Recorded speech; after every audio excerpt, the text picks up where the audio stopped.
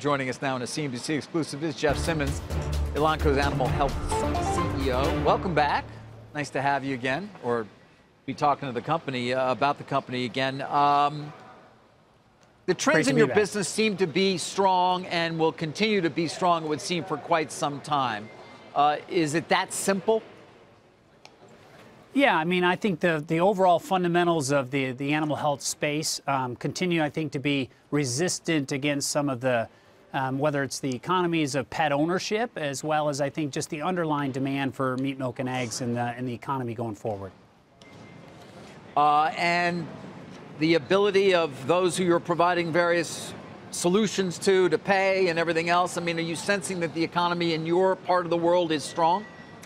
We do, and I think some of this is the balance that you have in a business like Elanco's, where we're, 50% U.S., 50% international. We got about a third in the pet business, with a lot of the growth coming from that pet space. And over on the protein space, we've got salmon and poultry that are kind of leading our growth. And I think when you look at the underlying demand trends and the fundamentals around those, we feel very good about the environment that we're in. And, as you mentioned, it's been a quick change from our IPO to these results, and feel very good about coming out of the gate, meeting expectations, and really seeing the strategy come to life. Well, particularly because your IPO performed very well, as I recall. It was only, a few weeks? It was only a couple of months ago, I guess, Jeff, on the outset. And so you are being able to support at least a price that was significantly higher where your underwriters set it.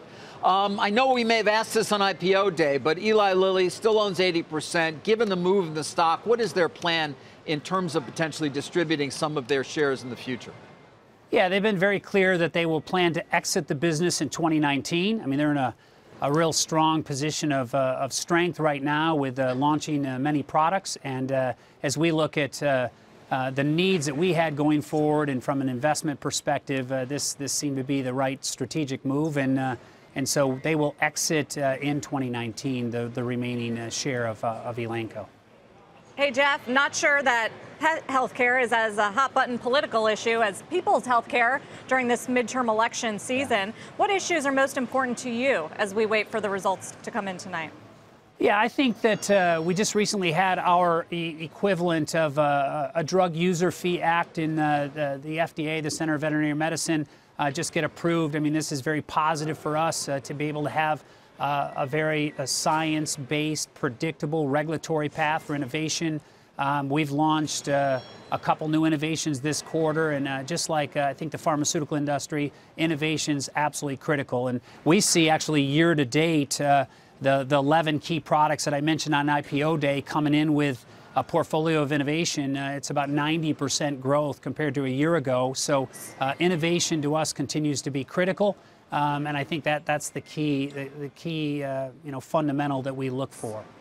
So it sounds like what you're saying is the deregulatory agenda of this administration and the Republicans controlling the House and Senate has been beneficial to your business. Is that what you're saying?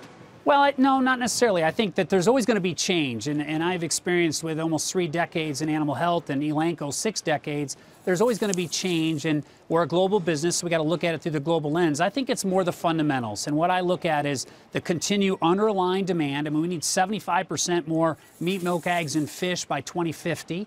And those underlying demand trends are going to help us on the livestock side. And on the pet side, here in the U.S. and Europe, that aging pet brings challenges and brings opportunities, as we see nice growth out of a product like Galliprant, our osteoarthritis product, and then pet ownership increasing in the emerging markets. I think those underlying fundamentals are what make this business, I think, less dependent upon politics or external factors. So I think, to sort of paraphrase Sarah's question, if there is a big target put on pharma's back and there's a call for more transparency and pricing really gets in the crosshairs, you think animal health suffers less than, say, health at large, pharma at large? I think the industry dynamics are definitely different. We have a cash business.